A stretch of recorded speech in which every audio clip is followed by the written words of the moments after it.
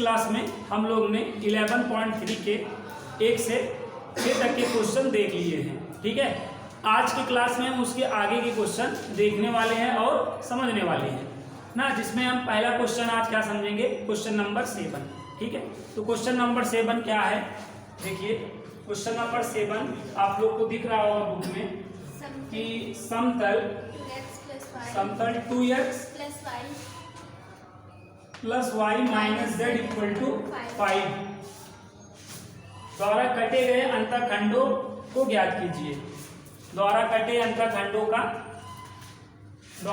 अंतःखंड ज्ञात करना है। ठीक है बच्चों, ये क्वेश्चन आपने 11 में सीखा था। 2x minus 3y equal to 6 ये रेखा था।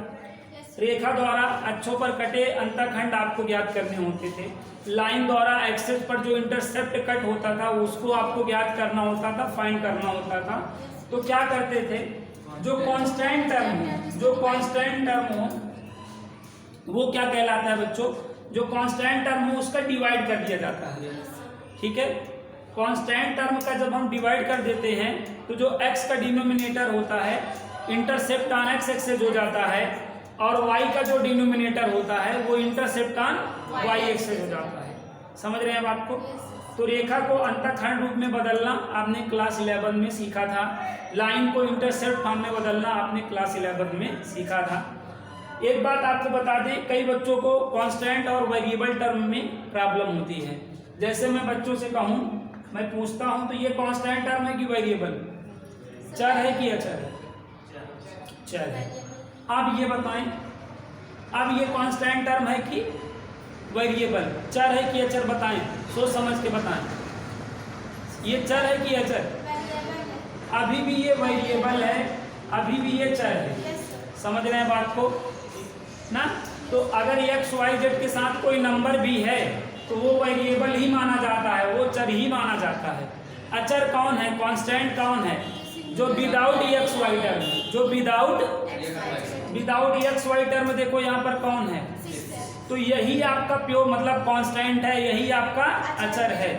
तो अगर हमें लाइन को इंटरसेप्ट फॉर्म में बदलना हो तो हमें क्या करना होता है, कांस्टेंट का डिवाइड देना होता है। तो यहाँ पर कांस्टेंट कौन है? 6। तो अब आप करें, जब आपको आ रहा है तो आप करें, नहीं आ रहा है तो समझें।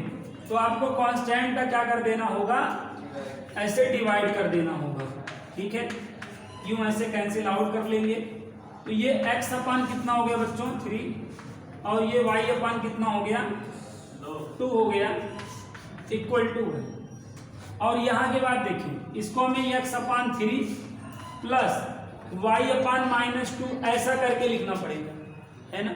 ऐसा लिख लेने के बाद जो x का डिनोमिनेटर होता है वो इंटरसेप्ट ऑन x एक्सेस हो जाता है, बोले तो स्मॉल a हो जाता है। ठीक है, और y का जो डिनोमिनेटर होता है वो इंटरसेप्ट ऑन क्या हो जाता है, y एक्सेस हो जाता है, y अक्ष पर कटे अंतःखंड हो जाते हैं। तो इस तरह रेखा द्वारा अक्षों पर कटे अंतःखंड, इस तरह हम प्यारे बच्चों क्लास 11 में ही पढ़ लिए थे। लेकिन आज हमें क्या करना है, समतल का अक्षों पर कटे अंतःखंड बताना है। तो जैसे रेखा द्वारा अक्षों पर कटे अंतःखंड निकालते थे, वैसे समतल द्वारा अक्षों पर कटे अंतःखंड भी निकालेंगे। तो यहाँ पर कांस्टेंट क्या है, प्लेन के केस में कांस्टेंट क्या है, देखें 5 है ना। तो 5 का डिवाइड कर दें, क्या कर दें, कांस्टेंट का डिवाइड कर देना होता है। इंटरसेप्ट के लिए, अंतःखंड के लिए कांस्टेंट का हमेशा डिवाइड कर देना पड़ेगा। इस बात को आप हमेशा याद रखें, याद रहेगा। अगर समतल को अंतःखंड में बदलना है तो हमेशा अचर पद का भाग दे देंगे। तो यहाँ पर अचर पद कौन है, तो 5 का भाग दे दे। चले दीजिए, दे के बताएं, यहाँ तक आ गया। अब इस चीज को बच्चों आपको ऐसे लिखना पड़ेगा, किसको, x अपान 5 अपान 2 ऐसे लिखना पड़ेगा। कुछ बच्चे नहीं लिख पाते हैं इसलिए आंसर नहीं बोल पाते। और यहाँ पे y अपान 5 ये बना बनान है, ये नहीं है, देखिए आप प्लस करिए, और z अपान -5 इक्वल टू क्या, 1 हो जाएगा। तो ये जो x का डिनोमिनेटर है वो इंटरसेप्ट ऑन x एक्सिस कहलाएगा, और जो y का डिनोमिनेटर है वो इंटरसेप्ट ऑन वाई एक्सिस कहलाएगा, और जो जेड का डिनोमिनेटर है वो इंटरसेप्ट ऑन जेड एक्सिस कहलाएगा। इंटरसेप्ट ऑन एक्स एक्सिस को एक्स अक्ष पर कटे अंतःखंड को स्मॉल ए, वाई अक्ष पर कटे अंतःखंड को स्मॉल बी, और जेड अक्ष पर कटे अंतःखंड को स्मॉल सी द्वारा क्या किया जाता है बच्चों, रिप्रेजेंट। तो क्वेश्चन नंबर 7 का आंसर हो चुका है। उम्मीद करता हूँ ये क्वेश्चन आप लोगों को समझ में आ गया होगा। ठीक है, तो जिन बच्चों को कम समझ में आया है उनके लिए एक क्वेश्चन है, घर पे करेंगे। 2x - 3y + 4z = 24। ठीक है, इसको अंतःखंड में बदलना है, अंतःखंड रूप में परिवर्तित करना है और अंतःखंड बताना है। तो जैसे हमने इस क्वेश्चन को किया है वैसे आप इस क्वेश्चन को करिएगा तो क्या हो जाएगा, अंतःखंड आपको मालूम हो जाएगी कि ए और बी और सी क्या है, हो जाएगा।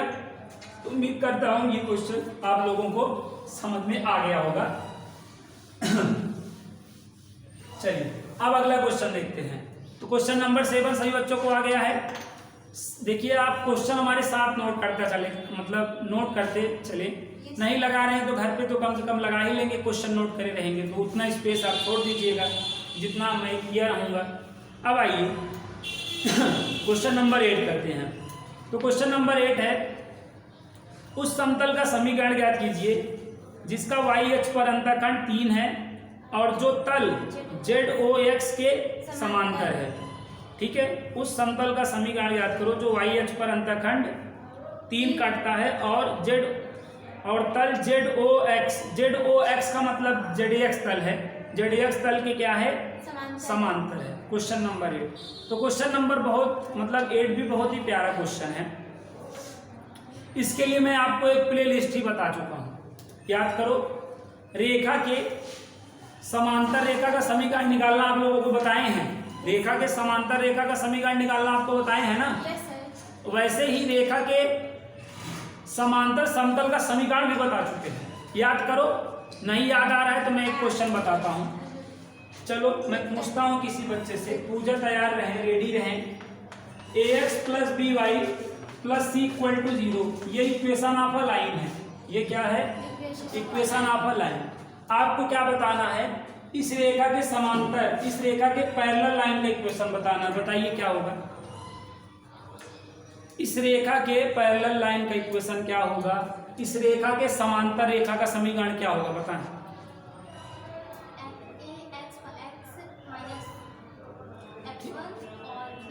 चलिए बहुत बहुत अच्छी बात, रोजी बताएं। ax + by और +c = 0 प्लस लैम्डा = 0।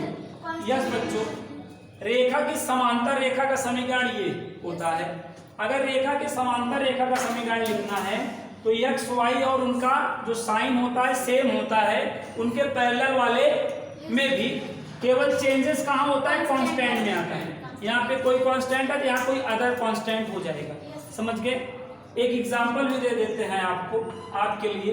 आप बहुत होनहार छात्र हैं, आपको जितना समझाया जाए कम है, ठीक है। तो ये जैसे लाइन है 2x - 3y - 5 = 0। आपसे कोई पूछे ना, आपसे पूछना तो बेकार ही है, लेकिन क्या करे आदमी पूछेगा ही। 2x - 3y - 5 = 0, इसके पैरेलल लाइन का इक्वेशन बताओ तो क्या बताएंगे। 2x - 3y, जो लाइन में x y का कॉफिशिएंट और साइन है वही नोट कर लें, यहाँ पे चेंज आएगा, यहाँ पे कोई नया कांस्टेंट आएगा और आपको पता नहीं रहेगा, इसलिए प्लस लैम्डा कर लीजिए। तो ये रेखा के समांतर रेखा का समीकरण हो गया। बोले समझ में आया, याद आ रहा है। अब इस पे क्वेश्चन आपको बताया गया था, पूरा एक प्ले लिस्ट ही बता दिया था, एक प्ले लिस्ट ही इस पर बना दिया था, याद करो। अभी भी आपके पास प्ले लिस्ट पड़ी होगी, जाकर देखो ना। अब यहाँ पे देखो अगला, अब अगला जैसे मैं इस पे एक क्वेश्चन करा रहा हूँ, तो जैसे ऐसे बोलेगा, ठीक है। उस सरल रेखा का समीकरण ज्ञात करो, उस सरल रेखा का समीकरण ज्ञात करो जो बिंदु 1, 2 से होकर जाता है और रेखा 3x + 4y + 5 = 0 के समांतर है, ठीक है। Find equation of a line passing through point 1, 2 parallel to 3x + 4y + 5 = 0। तो क्वेश्चन क्या है, कह रहा उस सरल रेखा का समीकरण बताओ। उस सरल रेखा का समीकरण बताओ जो बिंदु 1, 2 से जा रहा है और रेखा 3x + 4y + 5 = 0 के क्या है समान। ये रेखा का समीकरण दिया है और आपको क्या करना है, इसके पैरेलल रेखा का समीकरण बताना है। ये रेखा है, इसके पैरेलल रेखा का समीकरण बताना है, समझ में आया बात। और जो पैरेलल रेखा है वो किससे जा रहा है, पॉइंट 1, 2 से जा रहा है, पॉइंट 1, 2 से जा रहा है। आपको ये L1 है, ये L1 गिवन है और आपको इक्वेशन किसका बताना है, L2 का। तो ये दोनों पैरेलल लाइन हुई कि नहीं, ये दोनों समांतर रेखाएं हुई कि नहीं बच्चों। तो यहाँ देखें आप, यहाँ लेट कर लेंगे, यहाँ पे माना कर लेंगे, लेट या माना क्या कि 3x + 4y + 5 = 0, ठीक है। कि पैरेलल लाइन का इक्वेशन क्या हो जाएगा, ये लाइन है किसके पैरेलल लाइन का इक्वेशन, स्पेशलिटी आप जानते हैं 3x + 4y + λ = 0। ये इक्वेशन 1 हो गया कि नहीं, ये किसका इक्वेशन हो गया, ये L2 का, किसका हो गया। अब L2 का इक्वेशन मालूम हो गया और पॉइंट L2 का इक्वेशन एक तरीके से पता चल गया ना, और L2 का इक्वेशन पता है और उस पे पॉइंट मालूम है, तो क्या करोगे, जिसका इक्वेशन निकालना था उसका इक्वेशन मालूम नहीं है लेम्डा के टर्म में, और उस पे पॉइंट भी मालूम है। जिसका इक्वेशन निकालना हो वो पता हो और उस पे पॉइंट मालूम हो, तो पॉइंट हमेशा उसके जो उसका इक्वेशन होगा उसको वेलकम करेगा, सेटिस्फाई करेगा, तो वेलकम करा दो। अब इससे वेलकम कराएंगे किससे, 1, वेलकम करते समय x, y के प्लेस पे वैल्यू रखी जाती है, रखो यहाँ पर ना,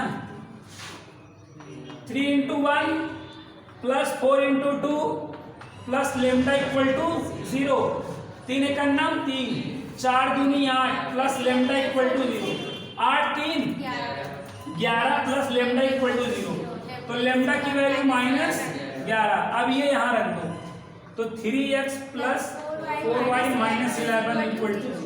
तो लाइन के पैरेलल लाइन का इक्वेशन देखो निकल के आ गया कि नहीं। जब आपको ये क्लास 11 की चीजें यही नहीं आती रहेगी तो 12th की क्या खाक आप समझेंगे, बताइए। क्वेश्चन समझ में आया। एक क्वेश्चन में बोलता हूँ, लिखिए, उस समतल का समीकरण ज्ञात कीजिए, find equation of a plane. उस समतल का समीकरण ज्ञात कीजिए जो बिंदु 1, 2, 3 से होकर जाती है, जो बिंदु 1, 2, 3 से होकर जाती है। उस समतल का समीकरण ज्ञात कीजिए जो बिंदु 1, 2, 3 से होकर जाती है। Find equation of a plane ना which passing through point 1, 2, 3 to parallel to 2x + 3y - 4z + 7 = 0, ठीक है। समझ आया बच्चों, क्वेश्चन लिख लिया आपने। उस समतल का समीकरण ज्ञात कीजिए जो बिंदु 1, 2, 3 से होकर जा रहा है और इस समतल की क्या है, समांतर है। समझ में आया बात। तो जिस समतल का समीकरण निकालना है उस पे कौन सा पॉइंट है, 1, 2, 3, और इस समतल के क्या है, समांतर। जैसे मैंने बताया था ये हर्ष है और फर्श है, हर्ष और फर्श का, समझ रहे हैं ना, छत और फर्श का, छत और फर्श का, समझ रहे हैं ना। छत और फर्श का क्या बताना हो आपको, समीकरण। छत और फर्श एक दूसरे के पैरेलल नहीं है, एक समतल छत हो गया और एक आपका फर्श हो गया ना, अर्श से फर्श, समझ रहे हैं ना, अर्श और फर्श एक दूसरे के पैरेलल नहीं होते हैं। तो बात को समझें आप देखें, आप क्या काम करेंगे, जो आपने यहाँ पे किया, यहाँ पे जो आपने किया, लेट कर लेंगे, माना कर लेंगे कि 2x + 3y - 4z + 7 = 0 के पैरेलल प्लेन का इक्वेशन क्या होगा बताएं, 2x + 3y - 4z, यहाँ पे चेंज आएगा बस केवल, λ = 0। इक्वेशन 1 बताओ बच्चों, इक्वेशन 1। तो समझ में आया बच्चों। अब ये इक्वेशन 1 आ गया ना, जैसे आपको फर्श का समीकरण निकालना था, छत का दिया था, ये छत फर्श के समांतर है, पैरेलल है। तो अब आपको फर्श का इक्वेशन आ गया है, पॉइंट मालूम है, तो पॉइंट इसको क्या करेगा, सेटिस्फाई करेगा, वेलकम करेगा। वेलकम करा दो किससे, 1, 2, 3 से। 1 2 3 से वेलकम करा दो, 1 2 3 से वेलकम करा दो, ठीक है। अब यहाँ पे पुट कर दो तो क्या हो जाएगा देखो, 2 into 1 हो जाएगा, 3 into 2 हो जाएगा, -4 into 3 हो जाएगा, फिर प्लस लेमडा इक्वल टू, समझ में आया? ये 2 1 जा क्या हो जाएगा 2, 3 2 जा 6, -12 प्लस लेमडा इक्वल टू 0, ये 8 -12 plus lambda equal to 0, -4 plus lambda equal to 0, तो लेमडा इज इक्वल टू क्या गया 4। अब ये लेमडा की वैल्यू यहाँ रख दो तो समतल के समांतर समतल का समीकरण आ गया। तो आप देखिए इस टाइप के क्वेश्चन मैंने ऑलरेडी करा रखे हैं, एक प्लेलिस्ट ऑलरेडी इस पे भी बन चुकी थी ना। तो बताइए क्वेश्चन आ गया नहीं? और ये जो समतल है बच्चों, ये ऐसे ही नहीं हो सकता है, ऐसे भी बोल सकता है, मतलब ये क्वेश्चन ऐसे भी आपके एग्जाम में आ सकता है, आपको देखने को मिल जाता है ना। अब ये अपना रूप बदल देगा तो आप मुझ बोल दोगे कि गुरुजी ने ये कराया ही नहीं था ना।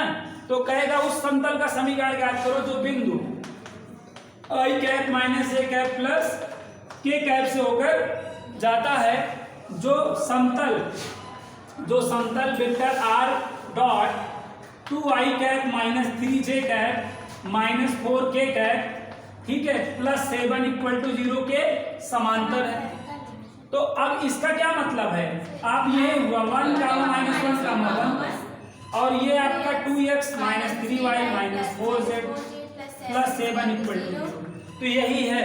मुझ मत बोलिएगा ना कि ये मेरी माँ मम्मी फोन करके कि मेरे शक्तियों का गलत इस्तेमाल किया गया माँ, ये क्वेश्चन बता नहीं गया था, ये आ गया है ना।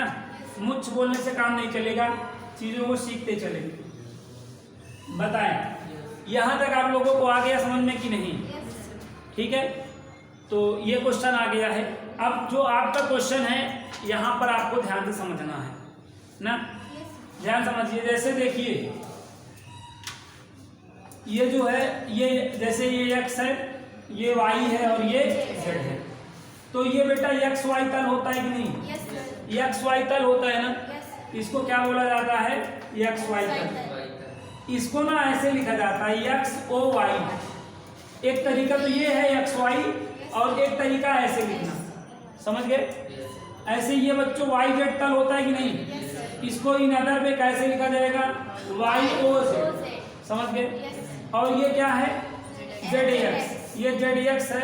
इन अदर पे इसको कैसे लिखा जाएगा? जेड ओ एक्स, समझ रहे हैं? अब आप अपने क्वेश्चन को ध्यान से समझें। क्वेश्चन कह रहा है उस समतल का समीकरण ज्ञात करो जिसका YH पर अंतःखंड 3 है ना, और जो तल ZOX के क्या है? समांतर। तो ये ZOX है कि नहीं? ये ZOX है, इसके समांतर ये हुआ। सपोज करें ये ZOX है तो इसके समांतर हुआ कि नहीं? इस तल का समीकरण बताएं, इस तल का YH पे इस पे अंतःखंड दे रखा है कितना? YH पे अंतःखंड दे रखा है। इस समतल का समीकरण निकालना है कि नहीं? इस पे YH पे अंतःखंड 3 है, क्या है? YH पे अंतःखंड 3 है, मतलब y बराबर 3 दिया है ना, तो x z भी तो होगा, मिसिंग है ना, तो मिसिंग है तो 0 0, मतलब 0 3 0, मतलब YH पे अंतःखंड 3 है, मतलब इस बिंदु, इस समतल पे बिंदु क्या होगा समझे? 0, 3, 0, क्योंकि कोई भी प्लेन का जो पॉइंट होता है एक्स वाई जेड होता है ना, तो वाई एच पे दिया मतलब एक्स वाई जेड मिसिंग है, तो क्या हो जाएगा बताएं? 0, ठीक है। तो कहने का मतलब क्वेश्चन क्या है? उस बिंदु का या उस समतल का समीकरण ज्ञात करो जो बिंदु 0, 3, 0 से ऊपर जा रहा है और जो इसके क्या है ना। यहाँ तक बात समझ में आया? अब यहाँ पर आप देखें, अगर इसके तल के समांतर है, इस तल के क्या है? तो जो ये वाला जो इस तल के समांतर है ना, बात को समझना है यहाँ पे, इस बात को समझना। तो इस तल का समीकरण क्या होगा ये बताएं? ZOX, इस तल का समीकरण क्या होगा? इस तल का ZOX के तल के समांतर है ना, तो ये वाला समांतर इसी को बताना है इसका समीकरण क्या होगा? अभी जो आपने क्वेश्चन किया था ना, मतलब छत वाले का दिया था, तो आप फर्श वाले का ज्ञात किए थे, तो छत वाले का समीकरण पता है ना, तो इसके समांतर अगर आप ये कर रहे हो तो इसका समीकरण आपको पता होना चाहिए। कहाँ पता है?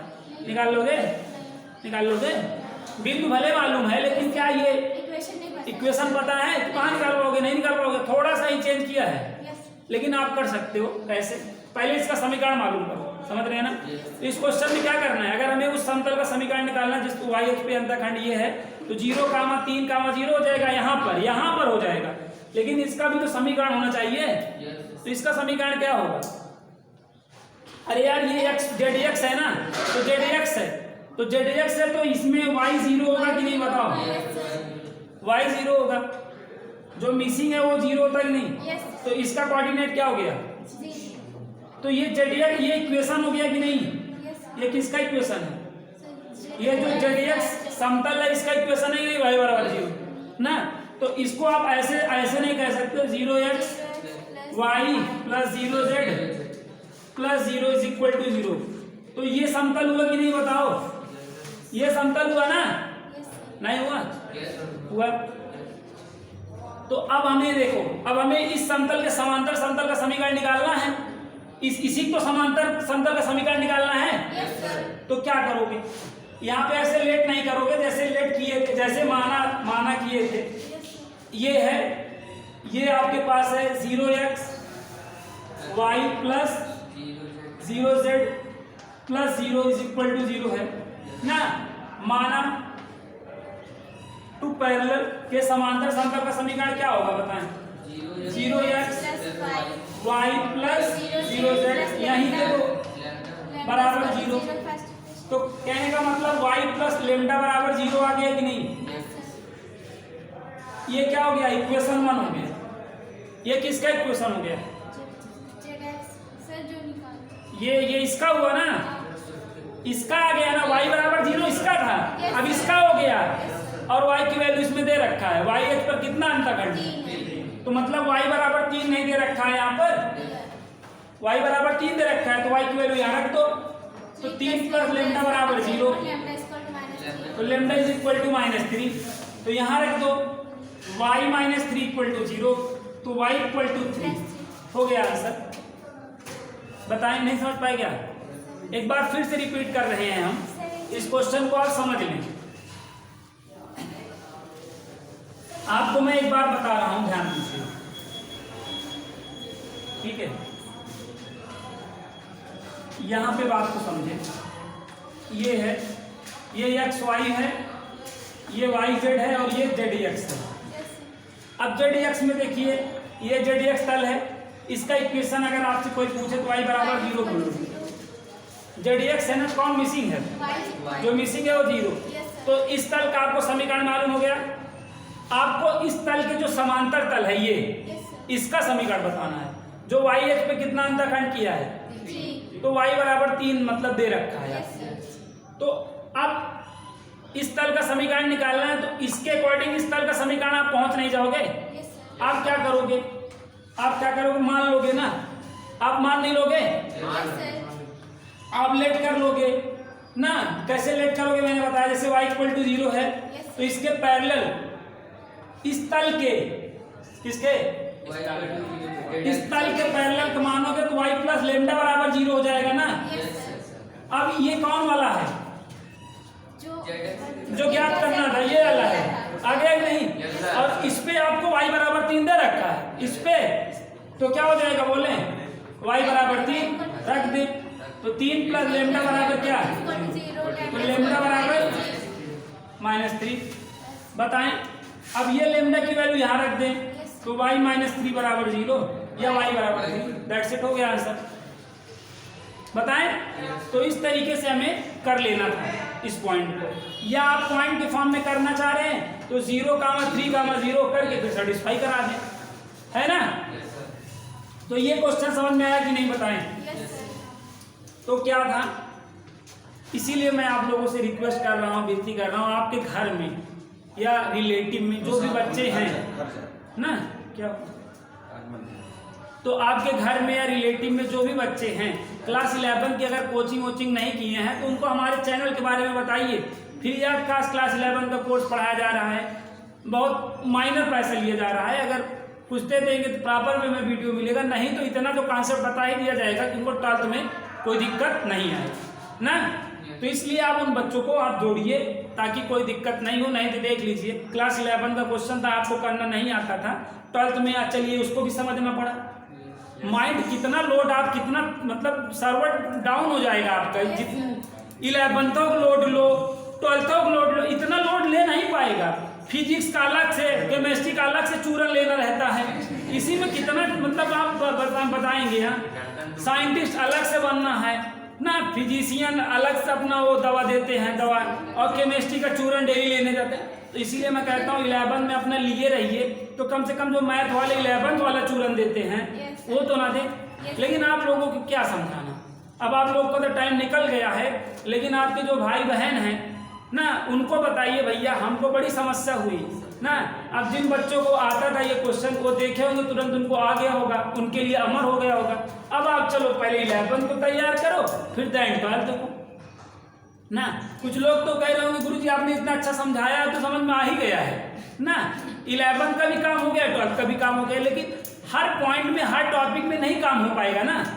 यहाँ तो मेरी मजबूरी है, मैं तो याद दिलाया कि देखूं किसको किसको को कौन कौन पढ़ा था, इसलिए मैंने याद दिला दिया। जो पढ़ा था उसको मजा आ गया होगा, उसको याद आ गया होगा करण अर्जुन की तरह। जो नहीं पढ़ा था झिरझिरा रहा होगा ना, तो दिख ही नहीं रहा। देखने की कोशिश सब कर रहे हैं, क्या क्या अब पढ़े ही नहीं क्या दिखेगा। ठीक है जाइए, रुकिए भाई आप कहाँ जा रहे हैं। चलिए अगला क्वेश्चन, क्वेश्चन नंबर 9। तो ये क्वेश्चन समझ में आ गया है, ठीक है। हाँ बोल, ठीक है हाँ ओके। उस समतल देखिए क्या है, फैमिली ऑफ प्लेन्स मैंने बताया था, ठीक है। अगर आपको दो समतल दिए हैं, उनके प्रतिच्छेदन बिंदु से होके जाने वाले समतल का समीकरण निकालना है, तो आप कैसे निकालोगे बताया था ना। ये दो समतल थे, मैंने याद करो दिखाया था। एक समतल ये था, दूसरा ये था। ये प्रतिच्छेदन रेखा हुई कि नहीं, तो प्रतिच्छेदन रेखा पे ये समतल बना कि नहीं, तो इन दोनों समतलों के प्रतिच्छेदन रेखा पे जो समतल है उसका समीकरण निकालना है। समझ रहे हैं ना। तो आप कैसे करेंगे बताया था। अगर ये P1 है और ये P2 है, ये इसका समीकरण निकालना है, प्रतिच्छेदन रेखा से जाने वाले समतल का समीकरण निकालना है, तो आप क्या करेंगे, P1 प्लस लेमडा P2 बराबर 0 कर देंगे ना। याद आया कि नहीं, 2 दिन 3 दिन पहले ही पढ़े हो। अगर ये भी नहीं याद आ रहा है तो क्या गारंटी है, क्योंकि अगर हम 31 मार्च तक आपको छोड़ ही देंगे और पेपर के दौरान ही आपका 4-5 दिन का गैपिंग रहता है, और अगर 3 दिन का पढ़ा आप नहीं याद, एक टॉपिक में नहीं याद है तो पूरा टॉपिक में तो आपका कल्याण होने में बड़ी समस्या हो जाएगी भाई। आई होप आप लोग तो अच्छे हैं पढ़ने में, याद आ गया होगा। मैं तो ऐसे ही बोल रहा था कि चलिए क्वेश्चन नंबर 9, ठीक है। तो उस समतल का समीकरण ज्ञात कीजिए जो समतलों इसको करिए ना, 3x minus y plus 2z minus 4 equal to 0 और x y plus z minus 2 ना, माइनस 2 इक्वल टू 0 के प्रतिच्छेदन रेखा के प्रतिच्छेदन तथा बिंदु 2,1 से होकर जाते हैं। बात को समझ जाए। एक जो कॉमन प्रॉब्लम है जो बच्चों की होती है कि ये बिंदु कहाँ लाइज होगा, ये बिंदु कहाँ लाइज होगा। ये देखो दो समतल हैं, ये दिए गए दो समतल हैं, ये प्रतिच्छेदन रेखा है, ये समतल है ना। तो जिस समतल का समीकरण निकालना, ये हाथ का पंजा कमल ना, हाँ आगे देखें, ये हाथ का पंजा है कि नहीं, तो ये जो पंजा है, ये जो पंजा वाला समतल है ना, उस पे ये बिंदु होगा, हमेशा ध्यान रखो।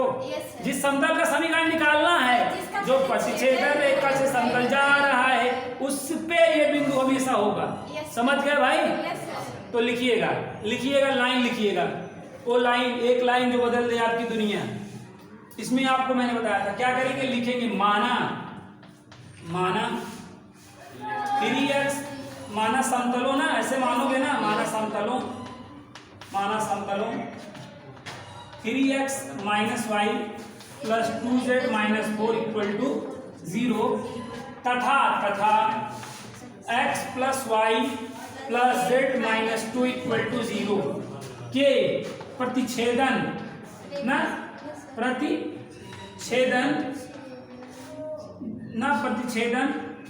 रेखा से होकर जाने वाले समतल का एक नंबर तो इसी लाइन पे मिल जाएगा बच्चों। होकर जाने वाले समतल का, ठीक है, आप ऐसे जमा के लिखिएगा अच्छे से समीकरण, ठीक है। और वो क्या है जो बहुत बार क्लास में जब मास्टर बोलता है और उसमें कटाच करता है ना, वो फिर जाके एक साल फिर आके मास्टर के सामने बैठता है। P1 plus lambda P2 equal to 0, ठीक है।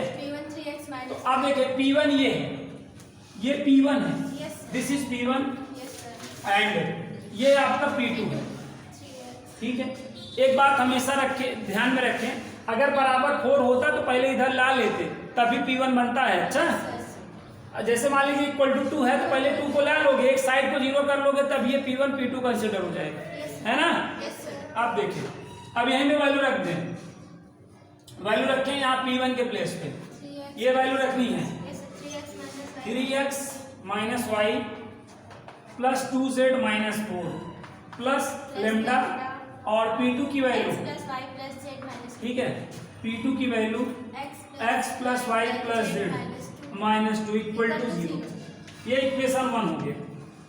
ये किसका इक्वेशन आ गया, किसका, ये जो पंजा है, हाथ का पंजा, ये हाथ का पंजे का आ गया कोऑर्डिनेट, मतलब क्या समझ रहे हैं ना, ये पंजे का आ गया कि नहीं, इस पंजे पे ये पंजा समझ रहे हैं ना, इस पंजे पे बिंदु मालूम है कौन, इस पंजे का इक्वेशन आ गया, ये ना, ये पंजे का इक्वेशन आ गया और पंजे पे पॉइंट मालूम है, तो क्या करेगा, ये सेटिस्फाई करेगा ना। क्या लिखेंगे, 2 नंबर 3 नंबर यहाँ तक हो चुका है, ठीक है। अगला नंबर यहाँ से मिलेगा, ये लाइन लिखना पड़ेगा बच्चों, ये लाइन बहुत इंपॉर्टेंट लाइन, चूंकि यह समतल, कौन वाला समतल, ये ऊपर वाला समतल, ये वाला समतल, ये वाला, चूंकि यह समतल बिंदु किससे 2,2,1 से होकर जाता है, स्थित है। ये शब्द मैंने बताया था, ये शब्द जब भी मिल जाए क्वेश्चन में, होकर जाता है, हमेशा सेटिस्फाई कराना होता है। पासिंग थ्रू जब भी वर्ड मिल जाए तो क्या करना होता है बच्चों, x y z के प्लेस पे वैल्यू रख दीजिए। उम्मीद करता हूं यहां तक आप लोग पहुंच गए होंगे। ऊपर इरेज कर रहे हैं, ठीक है, ऊपर इरेज कर रहे हैं, ठीक है, ध्यान समझिएगा, साथ में करते भी चलिए ना। अगर आप सुन ही रहे हैं तो बाद में जो पिक्चर 3 घंटे की होती है, आप जब तक देखते रहते हैं खूब मजा आता है, देख लेने के बाद आपको स्टोरी कहे तो केवल 2 मिनट में बता देते हैं, 2 मिनट तक की बात याद रहती है। तो वही हाल है आपका, यही हाल होगा जो हमारे साथ प्रयत्न, मतलब ऐसे नोट नहीं करता चल रहा, 2 स्टेप हमसे आगे लगाता नहीं चल रहा है, वही बच्चे को ऊब लगती है जो देखता ही रहता है कि हम देख लेंगे बाद में करेंगे। आप साथ में जैसे बोला जा रहा है वैसे करते चलिए, आपको भी मजा आएगा, चीजें पढ़ने में मजा आएंगी। चलिए वैल्यू रखते हैं, कम ऑन वैल्यू रख देते हैं। x की वैल्यू यहाँ रखना है 3 × 2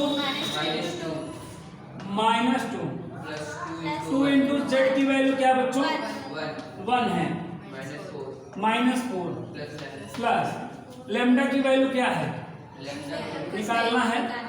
x की वैल्यू देख ले फिर 2 + 2 + 1 -2 इक्वल टू 0, ठीक है। तो ये आपका देखिए 6 -2 + 2 -2 लेमडा, ये क्या हो जाएगा 5 -2 ना इक्वल टू 0। ध्यान दें ये आपका कैंसिल आउट हो गया और ये 6 में 4 को सब्ट्रैक्ट कर लें तो यहाँ पे 3 लेमडा इक्वल टू 0। अब यहाँ पे देखें 3 लेमडा बराबर -2 -2/3। ये वैल्यू आपको इक्वेशन 1 में पुट कर देनी है, बस आंसर। समझे? लेम्डा का मान आप इक्वेशन 1 में रखे बच्चों। आप लोगों के पास अनसॉल्व्ड पेपर है और आपने देखा होगा 101% ये 5 मार्क्स का क्वेश्चन आता ही है ना। तो इसके साथ आप थोड़ा सा प्रैक्टिस कर लीजिए ताकि बच्चों आए आपका जो 5 नंबर है जाए ना। अब जानबूझकर कुएं में कूदोगे तो फिर बाद में ना कहना गुरुजी बताए नहीं थे। तो हमने खबरदार कर दिया -2/3 ब्रैकेट के अंदर x + y + z - 2 = 0। यहाँ तक आगे बच्चों? इनको ब्रैकेट में करो, क्रॉस मल्टीप्लाई करो। ये 9x - 3y + 6z - 12 -2x - 2y +4 = यहाँ तक आगे बच्चों? अब इरेज कर दें और इसको सॉल्व कर लें थोड़ा सा और 2 स्टेप, आंसर आ जाएगा। तो यहाँ पे क्या आ जाएगा? 9x में 2x को सब्ट्रैक्ट कर लें, 7x, 3y और ये -5y, ठीक है, 6z और ये +4z, -12 में 4 को घटा दें, -8 बराबर, ठीक है बच्चों। ये आपका कार्टेशियन फॉर्म में, क्योंकि क्वेश्चन भी कार्टेशियन फॉर्म में था तो ये आपका हो गया आंसर। यहीं पे आप ना इंग्लिश मीडियम वाले आंसर लिख देंगे, हिंदी मीडियम वाले उत्तर लिख देंगे, ठीक है। समझ में आएगा बच्चों? तो इस तरीके से हमको ये क्वेश्चन करना था। तो आपको क्वेश्चन नंबर क्या हो गया? 7, 8 हो गया, 9 हो गया। अब आइए अगला वाला भी ऐसे ही आप कर लेंगे। करते हैं, चलिए क्वेश्चन और है, कर लें इस पे, है ना, इस पे आधारित ना। अगला वाला भी तो ऐसे ही है।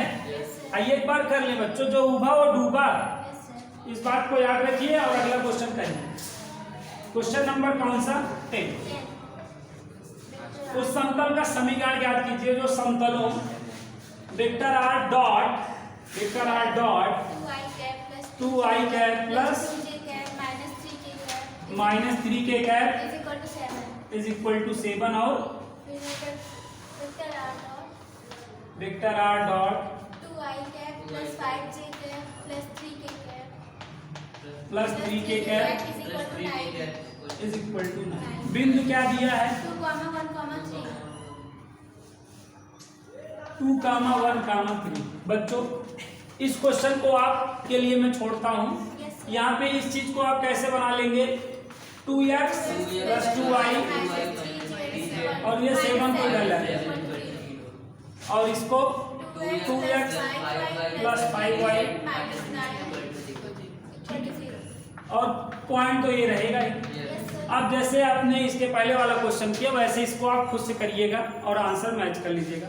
मान लीजिए ऐसे आएगा वेक्टर, देखो ये क्वेश्चन देखो वेक्टर फॉर्म में है कि नहीं? तो मान लीजिए लाइक ऐसे कुछ आएगा उत्तर, सपोज ऐसे, मैं एग्जैक्ट आंसर नहीं लिख रहा हूँ, ऐसे कोई नॉर्मल आंसर बता रहा हूँ, ऐसे आ गया आंसर। तो इस चीज को वेक्टर फॉर्म में बना लीजिएगा। Vector r dot i cap plus 2j cap minus 3k cap plus 7 =0। ठीक है, तो आई होप आप लोगों कर लेंगे। तो इस पर मैं टाइम वेस्ट नहीं करता हूँ। ठीक है, तो